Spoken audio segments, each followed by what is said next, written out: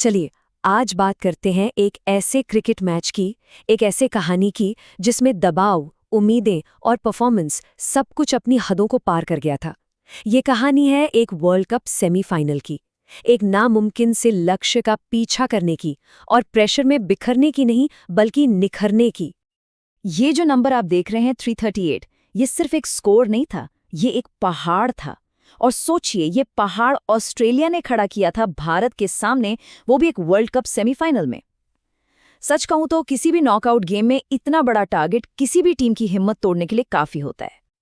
तो world cup final का ticket कटाने के लिए इंडिया को कुछ ऐसा करना था जो लगभग नामुमकिन था।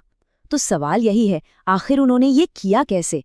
आइए इस जबरदस्त चेस की कहानी में थोड़ा और गहराई से उतरते हैं।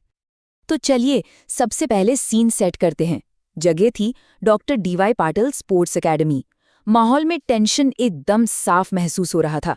आखिर हो भी क्यों ना, दुनिया की दो बेस्ट टीमें वर्ल्ड कप फाइनल में अपनी जगह पक्की करने के लिए भिड़ रही थीं। कहानी शुरू हुई टॉस से। सिक्का उछला ऑस्ट्रेलिया के हक में और उन्होंने फौरन बैटिंग चुनी। देखिए, उनका प्लान एकदम साफ था। स्कोर बोर्ड पर इतने रन टांग दो कि चेस करने वाली टीम प्रेशर में ही ढह जाए, और जब मैच नॉकआउट हो तो ये स्ट्रैटेजी और भी खतरनाक हो जाती है। तो अब देखते हैं कि ऑस्ट्रेलिया ने ये रनों का पहाड़ आखिर बनाया कैसे। ये कोई एक दो प्लेयर का कमाल नहीं था। जैसा कि हम देख सकते हैं, ये एक जबरदस्त टीम एफर्ट था। फोबे लिचफील्ड के 119 रन, एलिस पेरी के 77 और फिर एशले गार्डनर के 63। इन तीनों ने मिलकर इंडियन बॉलर्स को संभलने का कोई मौका ही नहीं दिया। और जरा फोबे लिचफील्ड की इनिंग पर नजर डालिए। सिर्फ 93 बॉल्स में 119 रन। क्या पारी थी! 17 चौके और 3 छक्के।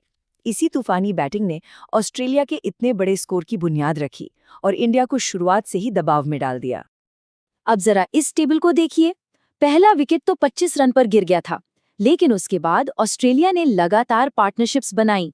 दूसरा विकेट गिरा सीधा 180 पर, मतलब लिचफील्ड और पेरी के बीच 155 रनों की एक मैसिव पार्टनरशिप हुई। उन्होंने रन बनाने की रफ्तार को कभी धीमा नहीं होने दिया और इसी वजह से भारत के लिए टारगेट और भी बड़ा होता चला गया। तो अब बात करते हैं इंडियन चेस की, जो शुरुआत में ही पटरी से उतर गई। 339 रन चेस करना अपने आप में एक बहुत बड़ी चुनौती थी, लेकिन इंडिया की जो शुरुआत हुई उसने तो इसे लगभग नामुमकिन सा बना दिया। यहाँ साफ दिखता है कि शुरुआत कितनी डामाडोल रही।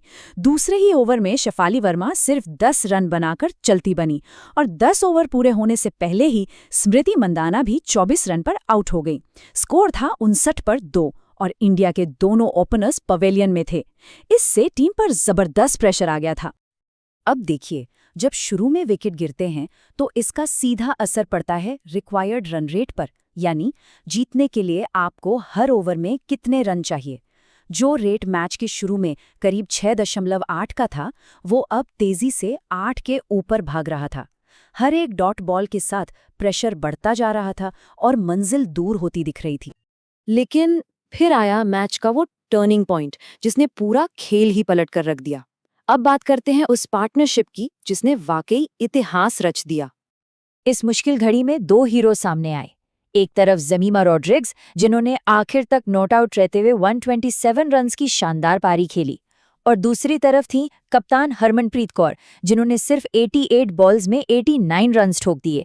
इन दोनों ने मिलकर ऑस्ट्रेलियन अटैक की धज्जियां उड़ा दी। 167, ये नंबर याद रखिएगा। ये कोई मामूली आंकड़ा नहीं है। ये रन थे उस पार्टनरशिप के जो इन दोनों ने मिलकर बनाई।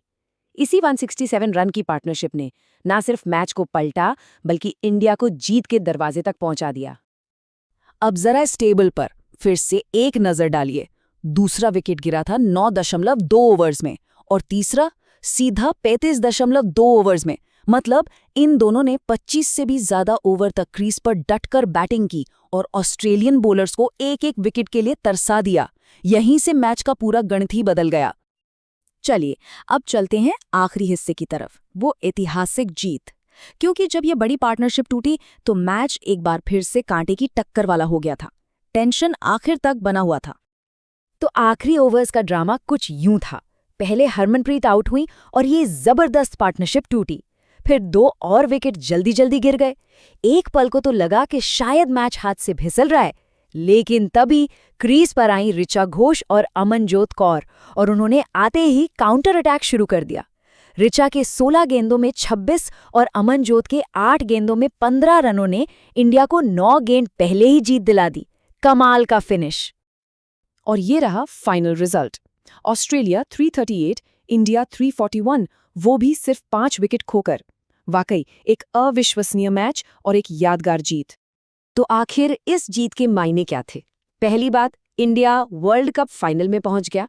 दूसरी, ये विमेन्स वर्ल्ड कप हिस्ट्री का सबसे बड़ा सक्सेसफुल रन चेस बन गया। और तीसरी बात, ये जेमिमा रॉड्रिक्स का किसी भी नॉकआउट मैच में बनाया गया हाईएस्ट स्कोर था। मतलब हर लिहाज से ये एक ऐतिहासिक जीत थी। तो आखिर में सवाल बस एक ही बचता है, इतना प्रेशर, इतना बड़ा टारगेट और स्टेज था वर्ल्ड कप सेमीफाइनल का, तो क्या ये विमेन्स वर्ल्ड कप हिस्ट्री का सबसे ग्रेटेस्ट चेस था? खैर, इसका फैसला तो अब क्रिकेट फैंस ही करेंगे।